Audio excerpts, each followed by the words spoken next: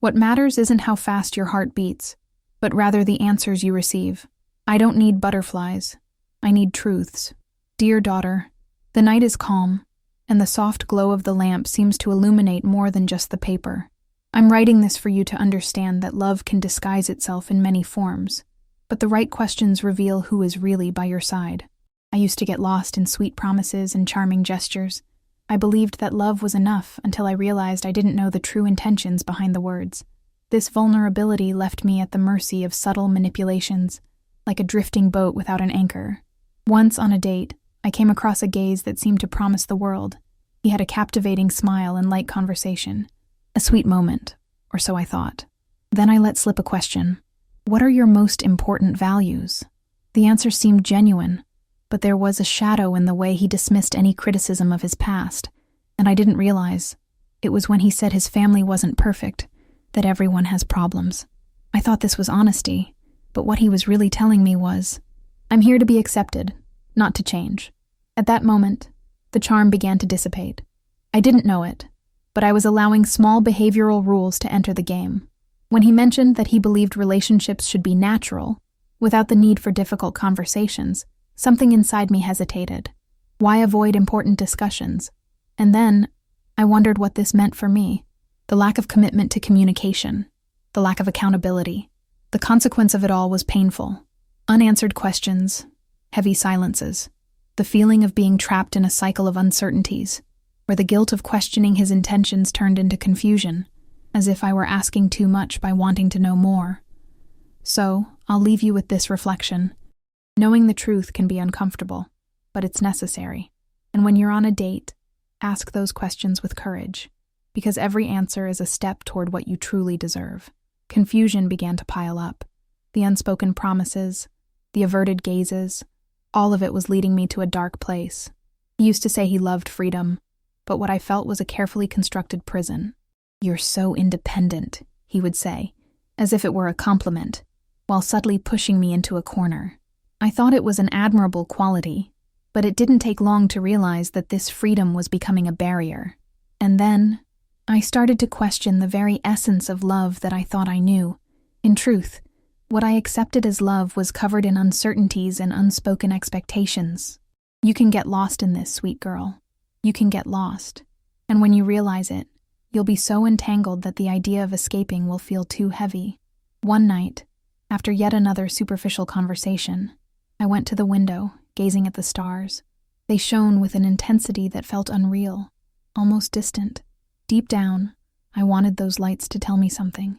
I wanted them to shine an answer to the questions I held within. That's when I realized each star represented an unspoken truth. Some were small, others enormous, but all had their own brilliance. And no matter how dark the sky, those truths were there, waiting to be discovered. Over time, his rules began to assert themselves. I was conditioned to accept the idea that discussing our differences was negative, as if honesty were a poison. One day, when I asked him why he didn't want to talk about the future, he smiled, but not a genuine smile. It was the kind of smile that said, "Don't worry about it," and immediately I felt a tightening in my chest. Something inside me clicked. This wasn't the freedom he had promised. And then, I didn't realize that, instead of building a real connection, I was digging a hole in my own self-esteem. With each silence, each new rule, I could feel a part of me fading away. The fear of losing what I had kept me from seeing what I was really losing. Myself. This created a chasm between us, and the more I tried to cross it, the less solid the bridge I was building became. Unfortunately, I started to believe that this loneliness was normal. One early morning, I woke up suddenly. The echo of doubt still resonated in my mind. I needed clarity. With an inner voice I hadn't heard in a long time, I decided to ask a question that had been resonating since the beginning. What do you really feel for me? The silence that followed was deafening. He didn't answer. And then, I didn't realize that his silence already spoke volumes. I was forced to confront the truth. He was comfortable in his role as a lover, but uncomfortable with the idea of being a partner. At that moment, I understood that love shouldn't be a guessing game, but a safe space to reveal oneself. So I leave you with a profound lesson. The silences that cannot be filled are, in fact, the loudest cries. If someone can't open up to you, don't deceive yourself into thinking that the problem lies with you. If one day you meet someone who turns your doubts into certainties, who isn't afraid to show their weaknesses, know that this is true love. It is the one who doesn't need hidden rules, but builds solid bridges. And so, as I looked out the window, while the stars appeared to shine more brightly, I realized that I deserved something different, a love that not only illuminates, but also reveals, one that does not hide, but exposes the vulnerabilities of both. A real love, where truths are shared and accepted, not merely tolerated. Keep this in mind, because every interaction should reflect your strength. Do not let sweet words obscure bitter truths. And remember, your questions hold power. Use them. They can guide you away from shadows and closer to the light you deserve. I wondered how many times I had ignored the signs, how many times I allowed the fear of loneliness to speak louder. On a particularly quiet night, while the stars maintained their steady glow, I allowed myself to remember moments when truth presented itself disguised as love. I recall a party we attended together. He was surrounded by friends, and his laughter echoed as if he were in a world of his own. I should have felt grateful to have him by my side, but instead, a shadow grew within me. What was funny to him seemed just a distant echo of my insecurity. The jokes they made about relationships, about keeping the women in line, felt like disguised daggers, and I didn't realize. His laughter fueled a rhetoric I was afraid to question. Sitting at a table, I observed the group, each laugh resonating in my chest. I tried to convince myself that I was okay, but an unmeasurable cold crept up my spine, because that night, while everyone was celebrating lightness, I felt a weight in the subtext, an unspoken rule: never question your intentions. And in that moment, I realized that true freedom didn't lie in the absence of rules, but in the choice of which rules to accept. Freedom is the ability to express vulnerabilities without fear of disdain. So, I found myself wondering, how much longer could I endure living inside a box created by someone claiming to love freedom? That night was a turning point. Just like the stars that are always there, even when they aren't visible, I needed to find my own shine.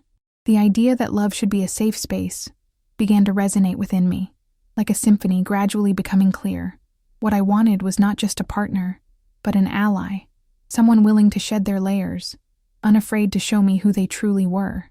One day, while walking alone, I felt a sudden urge to stop and look at my reflection in a storefront window. Strangely, I didn't recognize the woman staring back at me. There was a sadness in her eyes that I no longer wanted to carry. I looked at her and spoke out loud. "You don't need this." It was then that I made the decision to start acting towards the truth. The following days were intense. I began to ask more questions. Why do you act this way? What do you really feel for me? At first, his reaction was defensive, as if I were invading sacred territory. But with each evasive answer, the echo of my questions grew louder, and I still didn't know that this would become my power. Exposing his fragilities also exposed me, but what I truly wanted was a love that didn't require this covert war. One morning, while having coffee, I decided to confront him. The conversation unfolded naturally, or at least that's what I thought. Calmly, I said, "I feel like there are things we haven't talked about, and that's driving us apart." The deafening silence returned once again. It was nearly palpable, like a stretched cord about to snap. Then, at the most unexpected moment, he looked into my eyes and said, "Maybe you're right." In that instant, something shifted. The anticipation of a revelation that could hurt brought, paradoxically, a sense of relief. It was as if the walls we built started to crumble, revealing a space of vulnerability where we could both be real. But I was still skeptical. He could simply be playing along, trying to conform to my needs. And then, I remembered the power of truth. I realized that it wasn't about me changing to please him, but him allowing himself to be open. The following weeks became an emotional battlefield. Conversations grew deeper, but the truths were far from comfortable. Often the answers came accompanied by tears, his and mine. I discovered that just as stars have their own brightness, each of us has our own shadows that need to be seen for the light to truly shine. And in that spark of new understanding, new questions arose. How can we grow together? What do we need to change to become stronger? Every time I asked a question, a new layer of our relationship was revealed. And so, over time, I began to see that the rules which once seemed insurmountable were actually opportunities for connection. I learned that it's not just about asking questions, but also about the courage to hear the answers. and that courage transformed everything. We began to create a space where each of us could be vulnerable, where truths were not weapons, but shields. And I finally realized that just like the stars in the sky, we are all made of light and darkness, a constant dance between the known and the unknown. And in that delicate harmony, I found what I was truly seeking. Take this with you, daughter. True love is not a promise of comfort, but an invitation to explore the depths of who we are together, without reservations, always in pursuit of the light that shines within us. In that new phase, something unexpected began to bloom between us. The light that once seemed like an illusion was now manifesting in the small things of everyday life. The way he looked at me, though hesitant, carried a new possibility. The conversations that were once guarded began to flow with raw honesty. The weight of silence was replaced by a vibrant sound of discoveries, but the truths did not come without pain. Each revelation was a reminder of what I had endured, of the nights I felt invisible. And when he shared his deepest fears, I saw the reflection of my own insecurities. He spoke about past failures and relationships that hadn't worked out, and as his words resonated, an old wound inside me began to bleed. It was on a particularly difficult night that all of this came to the surface. I was sitting on the bed, feeling the pressure of vulnerability growing. He looked at me and said, "I'm afraid I'm not enough." In that moment, I realized that his fear mirrored my own. We weren't just two lost souls. We were two ships adrift, seeking a safe harbor. And then, I realized that the truth wasn't just in the questions we asked, but also in the answers we gave ourselves. I faced my own ghosts and confessed, "I'm afraid too." Fear of not being loved for who I am. The air became heavy, but in that intensity, I found a strange sense of freedom. The walls I had built around myself began to crumble, and the light that had always been there started to shine brighter. In this exchange of vulnerabilities, I began to understand that true love requires commitment, not just from one side, but from both. It's a delicate dance, where each step is meticulously thought out, but there also needs to be space for mistakes. I learned that taking risks is part of the process, and these risks don't diminish, but rather expand the connection. Over time, we established a new space in our relationship, a space where questions were no longer timid, but an open invitation to explore.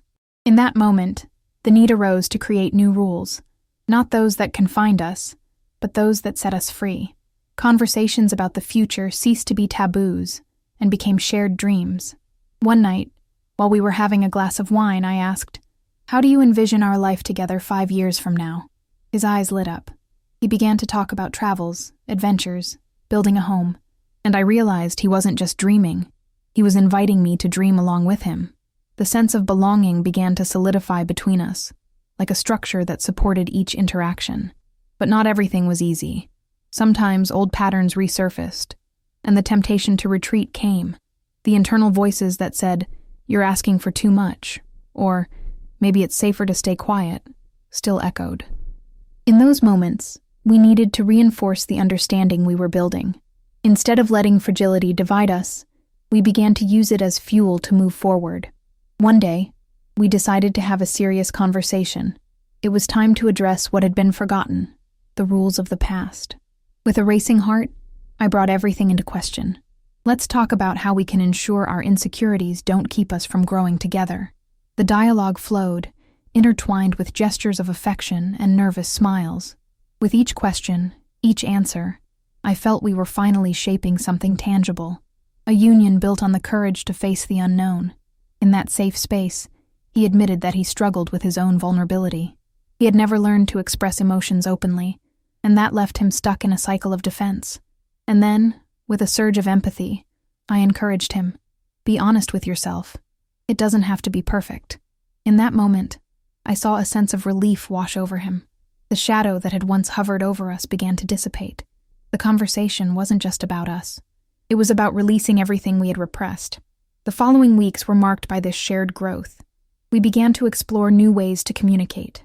We created a truth day, when we could share our thoughts and feelings without judgment. It was a sacred moment, a space where we could be authentic, without fear of retaliation. And in that environment, a deep understanding was born. Love, I realized, was not just about being physically together, but about being emotionally present. True intimacy lies in the ability to see the other in their entirety, even the parts that are difficult to accept. I recognize that each of us is a constellation of experiences, fears, and hopes. Now, with renewed courage, I know that the beauty of love is in embracing that complexity and celebrating the journey together. Dear daughter, as these stars continue to shine, remember, each interaction is an opportunity to build a love that not only illuminates, but also reveals. Uncover the layers, ask questions, and above all, have the courage to be vulnerable. Because at the end of the day, it is in this authentic space that the deepest truths come to life and where you will find the light that has always been within you.